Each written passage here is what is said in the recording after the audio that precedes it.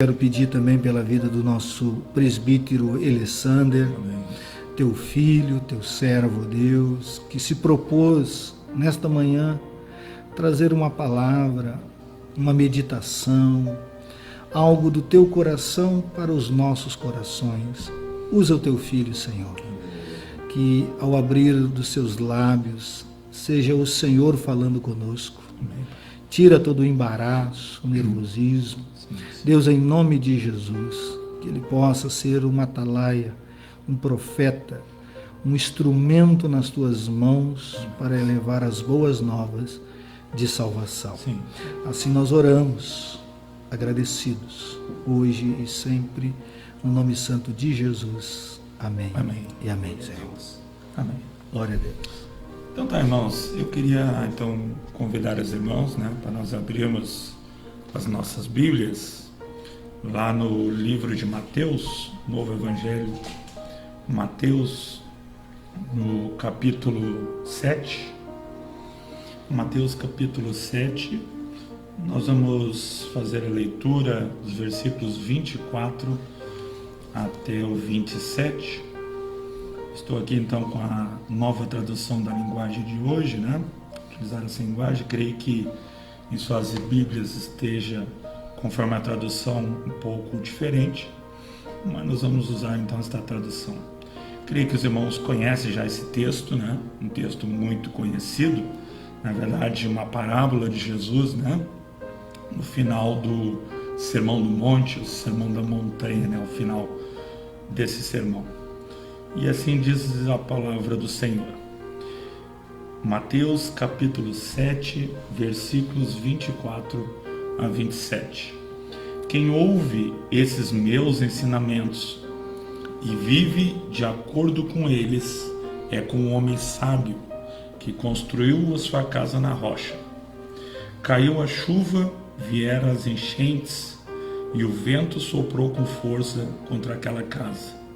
Porém, ela não caiu porque havia sido construída na rocha.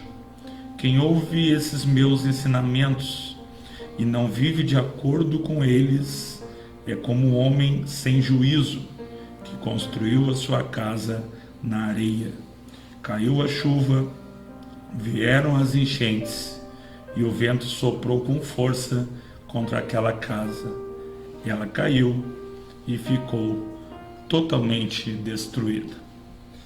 Irmãos, Jesus é aqui então falando, sobre esse texto, e se nós observarmos todos os capítulos, para nós termos uma ideia, um apanhado aqui, o contexto, nós sabemos que o Sermão do Monte, irmãos, é o maior sermão falado por Jesus, contido nas Escrituras Sagradas.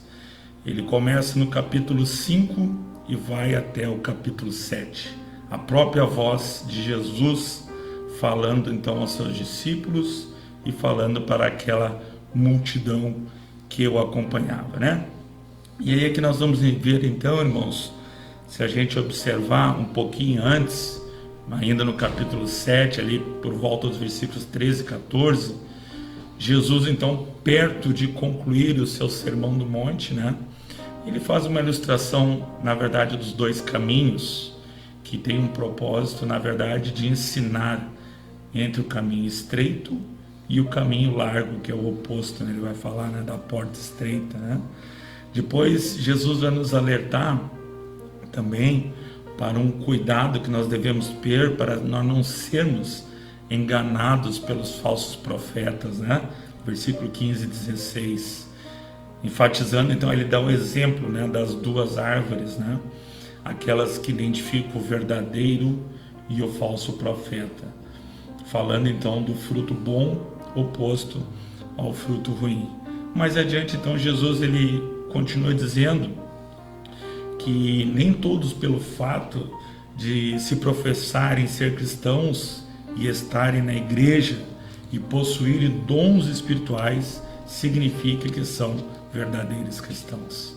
Contudo, aquele que demonstra pelas suas atitudes fazer a vontade do Senhor, a vontade de Deus, observado seus mandamentos em amor, este sim é o verdadeiro cristão que está nos céus e será salvo, como fala então nos versículos 21 a 23 do mesmo capítulo. E aqui então Jesus finalmente conclui o Sermão do Monte com esta parábola sobre os dois construtores e as duas casas.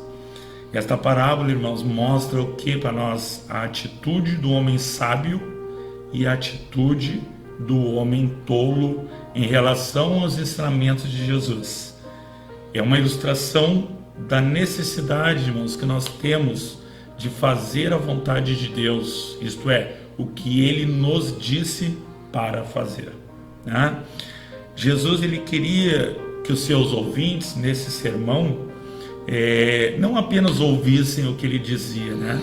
Mas que também praticassem o que ele lhe havia dito em todo o Sermão do Monte. Se a gente observar esse texto, nós vamos encontrar também lá em Lucas, no capítulo 6, a partir do versículo 46, que traz mais detalhes, né, sobre a questão da edificação da casa, da construção, dos construtores, né? E aí no texto nós vemos, irmãos, que primeiro Jesus fala sobre o modo como o homem sábio, né, construiu a sua casa, ou seja, sobre a rocha, né? Ele fala primeiramente do homem sábio. Depois, em seguida, se nós acompanharmos no texto, nós vamos ver que ele fala sobre a prova a qual essa casa foi submetida, né? E em terceiro ele vai falar sobre o resultado dessa prova e o motivo desse resultado. Em seguida, é claro, irmãos, ele vai falar também a respeito do homem sensato. Primeiro ele começa então com o homem sábio, né? E agora ele fala em seguida sobre o homem sensato e a casa que ele construiu. E Jesus nos adverte nessa parábola, irmãos, que a profissão de fé, né, aquilo que nós falamos, aquilo que nós cremos em nosso coração, não de nada adianta se não houver mudança no modo de viver, né? Então, porque às vezes nós podemos muito bem falar, dizendo que cremos e acreditamos, mas a nossa vida de fato não foi transformada pelos ensinamentos das Escrituras, né? E aí nós sabemos, né, irmãos, que por meras obras por si não salva ninguém, na verdade, né? Antes, então, é necessário que nós tenhamos um relacionamento genuíno com Jesus, né? Que nós tenhamos esse encontro com Ele, que nós sejamos de verdade obedientes àquilo que Ele está falando também aqui nesse texto. Por quê? Porque, na verdade, irmãos, no dia do julgamento, e o texto, se nós dermos uma olhadinha um pouquinho antes, ali em torno do versículo 23, vai falar uma coisa muito interessante. No dia do julgamento, muitos dirão, né, Senhor, Senhor, e muitos apelarão àquilo que eles fizeram, as suas ações. E qual será a resposta de Cristo? Nunca vos conheci, apartai-vos de mim, vós que praticais a iniquidade. Então, que a gente possa entender, não só pensar e crer e só falar, mas também viver aquilo que Deus, aquilo que Jesus nos ensina através das Escrituras. E aqui nós vemos então algumas características que diferenciam esses dois construtores, né? E a maneira como foi construída estas casas. E o primeiro construtor está ali nos versículos 24 e 25 do capítulo 7, Jesus descrevendo essa pessoa que ouve as suas palavras e as põe em prática, isto é, aquele que age baseado nelas ou que vive de acordo com seus ensinamentos, como um homem sábio. Este construtor, essa pessoa que construiu essa casa, e ela é descrita aqui no texto como um homem sábio por construir a sua casa sobre a rocha. E o resultado disso, irmãos, a questão da chuva que provocou transbordar de rios e os ventos fortes que vieram contra essa casa não puderam derrubar esta casa. Mas se nós pensarmos como é que esta casa, né, conseguiu resistir à forte tempestade, e por que ela não ruiu, esta primeira casa, né? Por quê, irmãos? Porque nós vemos então a base desta construção. Evidentemente, os dois construtores que Jesus fala no texto construíram suas casas no mesmo local, na verdade, né? Ambos construíram casas num vale que contém o leito de um rio, né? E aí, se nós fôssemos pensar, irmãos, a questão da construção das casas, nós vamos ver alguns pontos em nossa cidade, onde nós vivemos aqui em Porto Alegre, algumas ilhas, né? Pessoas ribeirinhas. Que tipo de construções eles estão fazendo naquele local? Porque no verão tudo bem, né? O verão é um tempo mais seco para nós, mas o inverno uma época de muitas chuvas, né? Então, essas pessoas construíram essas casas neste local. E aí, como nós sabemos, na Palestina, nessa região que foi construída essas casas, os rios geralmente secavam numa época, né? E também, noutra época, o período de chuvas deixava ele cheio de água. E na época da seca ficava muita areia, né? Todos os irmãos sabem que quando os rios eles enchem de água, a água carrega muita areia. E quando ele baixa o nível da água, fica o quê? Areia, né? Muito bem. E aí então, existem muitos terrenos que no verão são lugares até gostosos, né? Sombreados, até de viver, mas que no inverno, devido às chuvas de setembro, e aqui nós passamos também esse momento, né, os irmãos aqui em Porto Alegre, 15 dias de chuva sem parar, ao passo que no verão, então, o rio estava seco, e aí agora no inverno a chuvarada veio e vai levando tudo por diante, né? E aí, procurando então um lugar para construir sua casa, a pessoa poderia achar que um desses terrenos baixos, né, assim como as ilhas e terrenos arenosos, seriam protegidos dos ventos e do sol, era o lugar mais apropriado. Porque, como todos sabem, na Palestina eram vales, né, existiam montanhas, e aí o pessoal está construindo no vale, né? Depois vai vir a chuva e vai encher o vale de água, né? Mas nós precisamos entender, se a pessoa não fosse precavida na hora da construção, se ela não se desse conta que a sua casa estaria sendo construída justamente um leito de um rio, e que na verdade teria duração de uma estação, né? Talvez 3 meses, talvez 4 meses, e que no inverno então a água levaria por completamente a sua construção. Portanto, irmãos, construir num lugar assim, sem cavar até a rocha, era preparar-se para o desastre, né? Uma vez que as casas na época de Jesus, como todos os irmãos sabem, não eram construídas de forma tão sólida quanto as construções atuais, né? Hoje em dia nós temos muito mais equipamentos, né? E aqui o primeiro construtor, então, Jesus mostra que ele é uma pessoa sábia, uma pessoa precavida, porque ele percebe que a estação seca não duraria por muito tempo e que as fortes chuvas viriam e os ventos viriam também com um ímpeto contra a sua casa, e ele seria então completamente inundado ou destruído. Por isso, então, o primeiro construtor ele se prepara para esta situação. Nós observamos lá no livro do texto de Marcos, capítulo 6, 48, vai falar então, antes de construir a casa, o que ele faz? Remove a terra solta, aquela areia que a água tinha trazido, né? E cava até encontrar a rocha. Ele cava, tira toda aquela areia, cava até encontrar a rocha. E ali então ele assenta o alicerce na rocha, ou seja, ele constrói a sua casa sobre um sólido e firme fundamento. E aí nós vamos ver então o resultado, irmãos, dessa construção.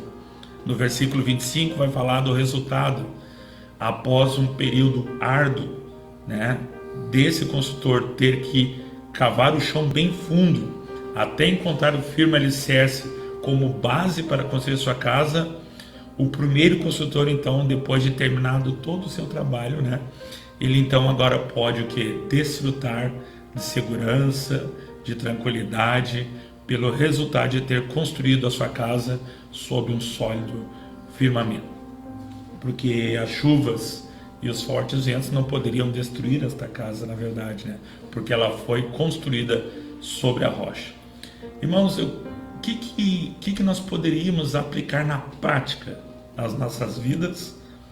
Isso que Jesus está falando sobre o construtor sábio, né? Nós precisamos entender, irmãos, que a pessoa que ouve as palavras de Jesus e as pratica é o construtor sábio. É esta pessoa, esse mesmo que edificou a sua casa sobre a rocha. E a casa construída sobre a rocha representa o que, irmãos? A vida alicerçada em Cristo e no Evangelho, né? A tempestade, nós vamos observar que durante a nossa vida, a tempestade, ela nos traz provas na nossa vida, nos traz adversidades, nos traz tentações, nos traz perdas, enfermidades e tantas outras coisas. Mas somente a vida cujo fundamento é firme na rocha em Jesus Cristo pode suportar estas provas. Jesus, então, ele exige duas coisas de nós, exigia desses homens. Exigia que eles ouvissem e exigia também que eles pudessem colocar em prática o que ele dizia. E o conhecimento, irmãos, deve para nós transformar-se em ação, né? A teoria deve passar à prática. A teologia deve chegar a ser vida. Não adianta só nós estudarmos, nós lermos e nós não praticarmos, na verdade, né? E por isso, irmãos, existem muitas pessoas na igreja que ouvem os ensinos de Jesus, porém não colocam nada daquilo que aprenderam na prática. Tudo aquilo que Jesus ensina, e se nós observarmos ao longo de toda a Bíblia, em toda a Escritura, sempre existem ensinamentos para nós. Muitas vezes nós ocupados, né, com as tarefas do dia a dia, com aquela correria, com aquelas coisas todas, nós esquecemos daquilo que nós aprendemos, daquilo que nós lemos, né? E aí depois então nós vamos encontrar o segundo construtor, né, que está ali no versículos 26 e 27. Jesus então destaca agora aquela pessoa que ouve as suas palavras e não as põe em prática. Aquele que não age baseado nelas, ou que não vive de acordo com seus ensinamentos, como um homem tolo, um homem sem entendimento, né? E esse segundo construtor então é descrito, né, como um homem sem bom senso, uma pessoa sem discernimento, porque construiu a sua casa sobre areia, né? E o resultado então, pela falta de sabedoria, que choveu, os rios transbordaram e o vento soprou contra sua casa e ela caiu e foi totalmente destruída. E por que, irmãos, esta casa não resistiu à forte tempestade e ruiu? Porque nós vemos no versículo 26 qual era a base da construção. Mateus nos mostra todos os detalhes da maneira em que cada um dos dois homens construíram suas casas. Mas no relato de Lucas, evidentemente, ele informa os detalhes mais detalhados, imprescindíveis, para nós entendermos melhor o processo da construção.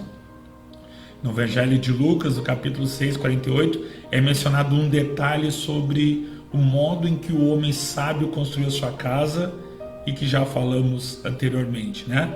Lucas diz a respeito do primeiro construtor que ele cavou bem fundo e pôs o alicerce sobre a rocha.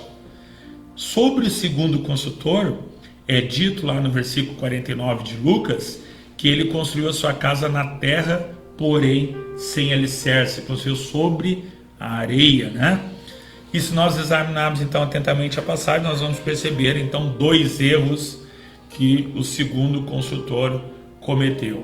Primeiro, que ele queria evitar o trabalho árduo, né, irmãos? Porque muitas vezes nós, quando construímos uma casa, a gente não quer trabalhar, né?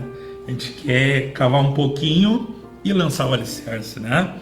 O segundo construtor não queria trabalhar duro, cavando, né, até o fundo para achar uma rocha, a fim de construir a sua casa firmemente, né? Porém, construir, como eu falei, uma casa na areia é muito mais fácil, né? E menos trabalhoso, na verdade. Oferecia o quê? Menos problemas, e a conclusão da obra seria, na verdade, mais rápida, né? Não precisaria cavar tanto. E o que nós podemos trazer de aplicação à questão do trabalho árduo, né? Nós precisamos entender que o segundo construtor, então, preferiu a maneira mais fácil de construir a sua casa. E por vezes, irmão, nós agimos como este segundo construtor, porque construímos nossa casa espiritual não sobre a rocha, mas sobre a areia, né? Algo importante, algo que sustenta, né, a questão espiritual, o que nós temos construído, né, espiritualmente.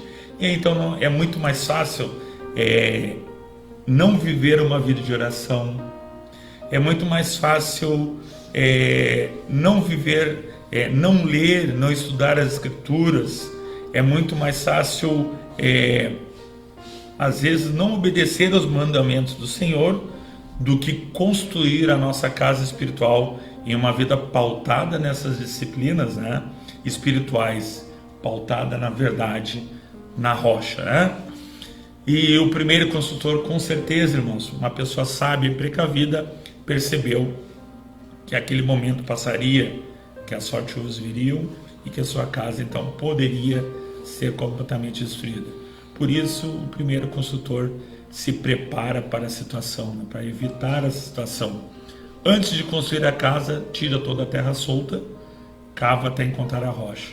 Assim ele assenta o alicerce na rocha, ou seja, ele constrói a sua casa sobre um sólido e firme fundamento. E aí então nós vemos então o resultado da construção, né? Após um período de trabalho árduo, né, do primeiro construtor, tendo que cavar bem fundo e encontrar o alicerce, servir como base, né, para construir a sua casa, o primeiro então, depois de terminou todo o trabalho, pode então desfrutar, né? Muito bem, irmãos. A pessoa então que ouve as palavras de Jesus e as pratica é o construtor sábio. E a casa construída sobre a rocha representa esta vida alicerçada no Evangelho, né? Não praticar essas disciplinas que fazem parte de uma vida cristã autêntica e normal implica construir nossa casa espiritual na areia, né? E aí nós vemos então que o segundo construtor age de maneira imprudente, né? Porque o tolo construtor não se preocupou em pensar que poderia acontecer alguma coisa depois, né? Que poderia vir a chuva, determinado tipo de tempo, né? E aí ele então foi negligente em não pensar no futuro, preocupando só com o presente. Ele não sabia do risco que estava sujeito como alvo das consequências desastrosas e do grande prejuízo que as fortes chuvas poderiam lhe causar. E nós, irmãos, assim como o segundo construtor, nós vemos que existem muitos crentes que pensam apenas no presente, apenas nesse momento, né? Isto é, em aproveitar a vida e os prazeres do pecado. Nós sabemos, ainda há pouco eu vinha conversando, né, com o reverendo João Carlos sobre essa questão. As pessoas às vezes pensando nas coisas mais imediatas, pensando que em vez de construir, né, algo mais firme, ficam trabalhando e construindo seus alicerces em coisas rasas, em situações que não vai levar a algum lugar, né? O construtor sábio, irmãos, ele teve como resultado, por construir a sua casa sobre a rocha, uma casa firme que resistisse às fortes chuvas. E o segundo construtor, por sua vez, como resultado de sua negligência, por construir sua casa sobre areia, choveu e os rios transbordaram, o vento soprou contra a casa e ele caiu e foi totalmente destruído, né? Concluindo, irmãos, essa parábola mostra o propósito, a diferença para nós entre a verdadeira e a falsa profissão do cristianismo, muitas vezes, né? A diferença entre o crente e o crente na aparência, né? Nós vamos observar muito isso, né? O crente que lê a Bíblia, talvez, que até crê, mas não a coloca em prática. E é aquele que vive todos os dias conforme as Sagradas Escrituras, né? Indivíduos realmente nascidos do alto, que são filhos de Deus, e os indivíduos que somente pensam que o são, né? E os dois construtores, então, aqui descritos por Jesus, representam o verdadeiro e o falso crente. Dois construtores, assim como as duas casas, construíram duas casas que foram construídas no mesmo lugar, são iguais por fora. E aí nós, quando vemos crentes, irmãos, nós somos todos iguais por fora, só que nós somos diferentes por dentro. E aí nossa, então, visão não consegue alcançar, né? Na verdade, quem esquadrinha os nossos corações é Deus, e Ele sabe o que você pensa e o que você sente, na verdade, né? E aqui nós vemos então a diferença entre o verdadeiro e o falso crente, representado por essas duas casas, convivendo no mesmo lugar. E nós, no mesmo lugar, é na igreja, né? Convivemos no mesmo lugar, e será então revelado somente quando vierem as provações. Aí nós observamos, como falava há pouco tempo com o reverendo sobre isso, quando vem as dificuldades, como as pessoas caem rapidamente de onde elas estavam. Por quê? Porque construíram a sua base espiritual sobre a areia, ao invés de se preparar mais, cavar mais, né, para construir sobre a rocha. E é somente, irmãos, por meio dessas provas, por meio da tribulação, por meio das tentações, das perdas, das enfermidades, e de acordo com fala o versículo 22, se a gente observar um pouquinho do texto do capítulo 7, onde o Senhor Jesus afirma que muitos me dirão naquele dia, uma expressão referente ao dia do juízo, que será manifesto e comprovado quem é o verdadeiro crente. E o que Jesus aqui destaca é que aqueles que verdadeiramente ouvem o Evangelho e professam a sua fé, sempre hão de obedecê-lo, expressando a sua fé em suas obras. Por isso, irmãos, construir a casa sobre a areia significa construir uma vida cristã sem profundidade, sem firmeza, fraca e temporária, uma falsa vida cristã que certamente irá desabar. Como Judas Iscariotes, né, não permaneceu em Cristo, assim o falso crente também não permanecerá nele. Por outro lado, irmãos, construir a casa sobre a rocha é construir uma vida cristã profunda, uma vida firme, forte e permanente em Cristo Jesus, o nosso Senhor. Que essa palavra possa tocar, né, ter tocado o seu coração. Creio que quando nós estudamos, quando nós lemos sobre as Escrituras, ela trabalha tanto para mim como para você que nos ouve, você que está aqui conosco. Irmãos, que Deus possa estar abençoando a vida de cada um. Queria que o reverendo João Carlos trouxesse alguma ideia também, né, sobre esse texto, alguma coisa que pudesse colaborar conosco neste momento, né? O reverendo João Carlos pode ficar à vontade, né? Glória a Deus por esta palavra que o nosso presbítero Alessandro trouxe. Na verdade, esse texto que Jesus aqui está falando, proferindo, é bem claro para nós. Existia uma multidão escutando, né? Então eram várias pessoas, eram os discípulos, eram os líderes religiosos, era o povo. Então é como Lucas vai dizer: todo aquele que ouvir esta palavra e as praticar. Então é para todos, desde do ministro até o último membro da igreja.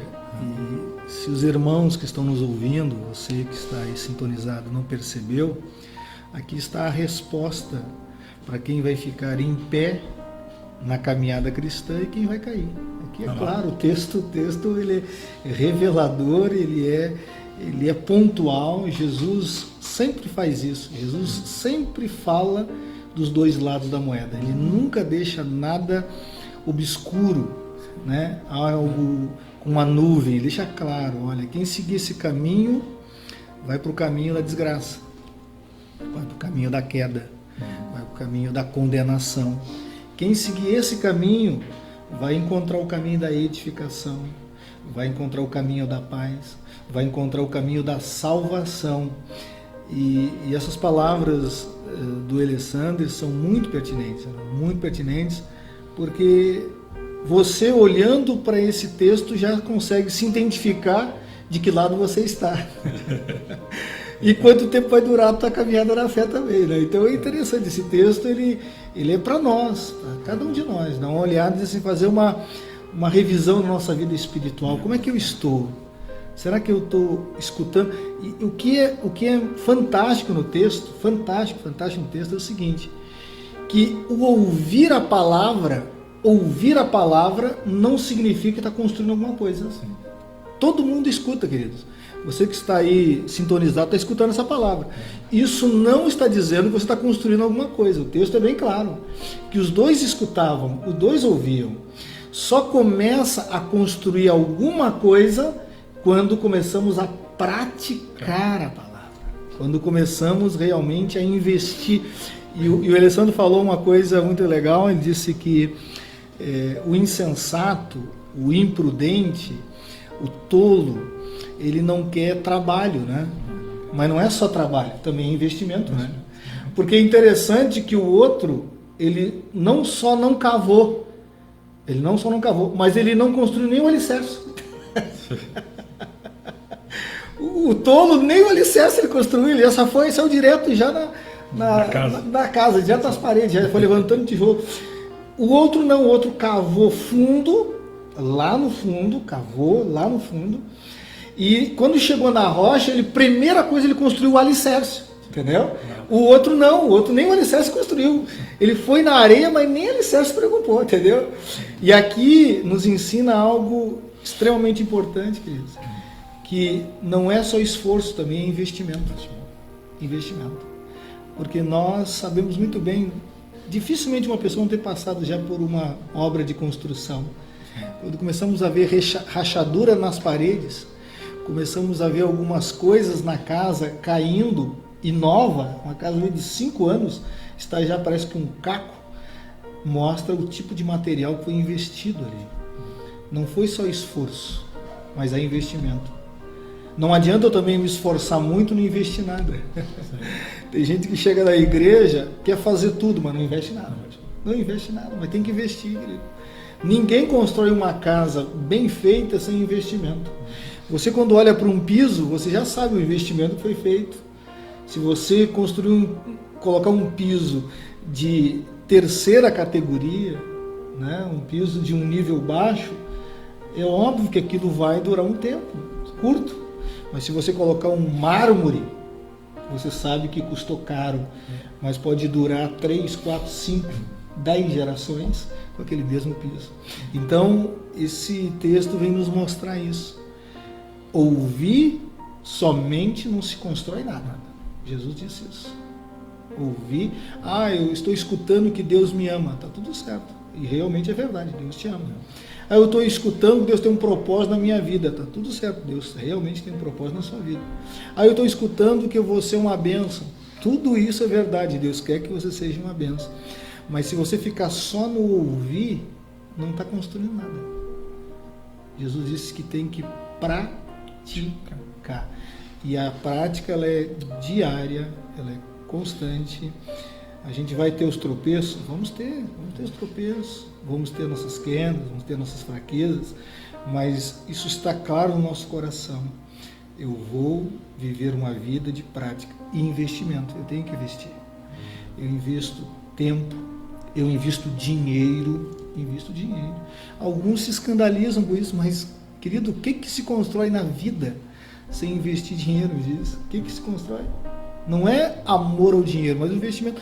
Para que essa rádio aqui existisse, ou para ela existir, alguém tem que investir. Com toda certeza, o nosso irmão Nelson, por amor a Cristo, pelo amor à obra, ele investe dinheiro do seu bolso.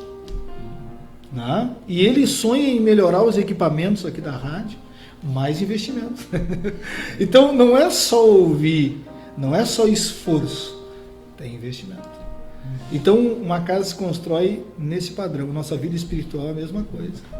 Tem irmãos que estão há 10, 15, 20 anos na igreja e não compraram uma Bíblia até hoje. Imagina uma coisa dessa. Que investimento é esse, cara? Aqui nós falando com o Felipe aqui, ele falou que estão na igreja, eles estão fazendo uma banda, estão ensaiando, vão evangelizar. Eu nem perguntei para o Felipe, mas tenho certeza que o instrumento que usa, ele deve ter comprado, ou alguém comprou e deu para ele, ou alguém investiu. Tem que existir um investimento, não tem como, querido. Isso está relacionado à posse, está relacionado ao financeiro. E na vida espiritual é a mesma coisa. Você não constrói nada. Nada decente se você não investir. Investir. Agora, que nós possamos investir no reino, e Jesus fala na própria Sermão do Monte, né? Que não acumuleis riquezas aqui na terra. Mas aonde? O que é isso? O que tem a ver isso? O financeiro, tem a ver com... Na verdade, não sei se os que estão me ouvindo, os que estão aqui escutando esse momento dessa programação sabem disso, mas não sei se você sabe disso, talvez saiba já, mas eu vou falar assim mesmo. O assunto que Jesus mais trata nos evangelhos não é inferno, não é salvação, não é questão de arrependimento. O que ele mais trata nos evangelhos é a questão financeira e posse. As parábolas dele, a maioria, quase 70%, vai tratar sobre isso. Por quê? Porque ele vai responder no Sermão do Monte. Porque ele diz que nós não podemos servir a dois senhores. A riqueza, o dinheiro, o mamão. Que realmente nós sabemos que tem um domínio muito forte. Eu compartilhando com o nosso irmão Alessandro, disse, Jesus comparou o dinheiro com relação à adoração a Deus. Só quem diz que o diabo é comparado a Deus é Paulo, não Jesus. Jesus diz que o dinheiro, sim, o dinheiro tem esse poder. Por que ele fala tanto sobre isso? Porque o homem se inclina facilmente a não obedecer a Deus nessa área. O avarento, como vai falar várias parábolas sobre isso, né? E passagens do homem tolo que construiu grandes celeiros e abarrotou de coisas, diz, olha, agora descansa a minha alma, e Jesus diz, tu és um louco. Essa noite pedirão a tua alma para quem? O que você investiu? Nada. Você colocou tempo, dinheiro, tudo fora. Então, é importante nós entendermos isso, queridos.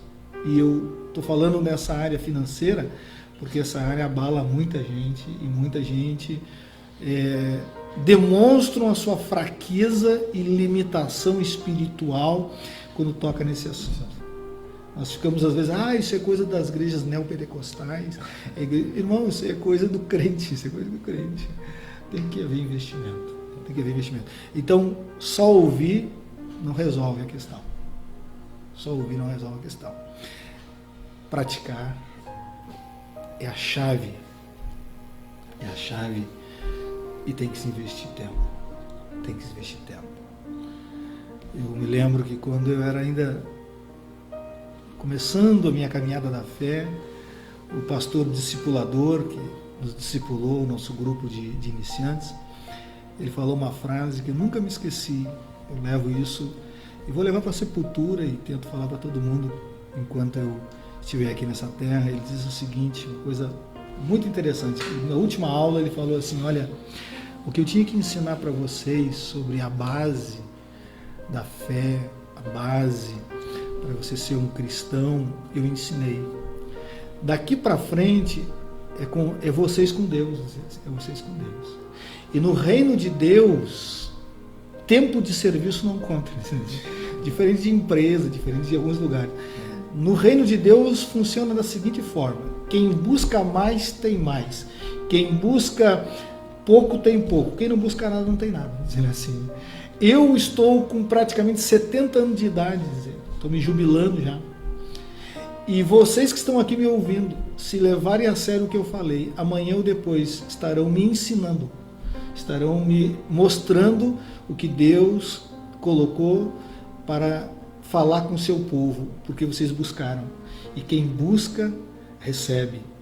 Quem realmente investe tempo, investe na palavra, investe na evangelização, investe no reino de Deus, Deus também investe nessa pessoa. É assim que funciona e assim vai ser. E eu levo isso como uma verdade até hoje, queridos. Eu sou um pastor jovem, podemos dizer assim, na caminhada, mas já subi alguns degraus que muitos homens de 50 anos de ministério já não subiram. E talvez nunca vão chegar lá. Por quê? Porque esta palavra de Jesus, assim como o nosso pastor tinha falado, é a realidade. É a realidade. Então, é para você que é jovem, é para você que é adolescente, é para você que é meia-idade, é para você que é idoso, para todos nós, Jesus. Quem? Todo aquele que vem a mim e ouve as minhas palavras e as pratica, eu vos mostrarei quem é semelhante, a quem será, ou quem vai se destacar. Então, guarde essas palavras no coração, que pratique essas palavras, vivam essas palavras. E quem vai fazer a diferença na sua vida não sou eu, nem o Alessandro, muito menos o Felipe aqui. Quem vai fazer a diferença na sua vida é Cristo, o Senhor Jesus. É sempre Ele, sempre será Ele. E Ele tem realmente uma obra para construir na sua vida, mas é necessário que você obedeça, que você pratique, que você invista. Invista naquilo que é prioridade. Nós só investimos naquilo que nós acreditamos que é prioridade na nossa vida. Então, que o reino de Deus, que a palavra do Senhor, que a voz de Cristo seja prioridade na sua vida. É o seu ficar em pé ou cair. Aqui está a resposta da quantidade de desviados que nós temos nas igrejas. Né? No fundo, lá no fundo, faltou viver o Evangelho. A gente tem desculpa, não, porque eu estou magoado com o pastor, estou magoado com o irmão, estou magoado com o Beltrano, magoado com o Cigano. Isso tudo é balela, é conversa fiada. Na verdade, faltou viver uma vida de intimidade com Jesus, de obediência, de prática, de renúncia e de investimento. Que Deus abençoe a todos que estão aí nos ouvindo, abençoe os irmãos aqui desta rádio, e que isso possa ser um despertar para nós todo dia. Que nós nos coloquemos nessa peneira aqui para ver onde nós estamos, em que situação nós estamos. E isso é para todos, não é só para os ouvintes, mas é para mim também, para o Alessandro, para o Felipe e para todos que estão à frente ou estão participando de alguma denominação. Amém. Que Deus nos abençoe.